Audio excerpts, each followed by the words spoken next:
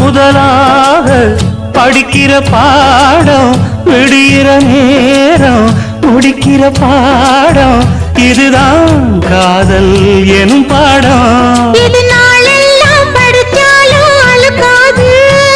அடி நமக்கு இந்த புது பாடம் சலிக்காதம்மா.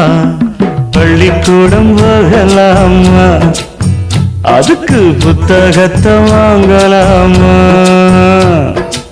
எல்லோருக்கும் நல்ல பாடம் சொல்லாமலே புரியும் பாடம். அடி மைனாவே மைனாவே மைனாவே வா.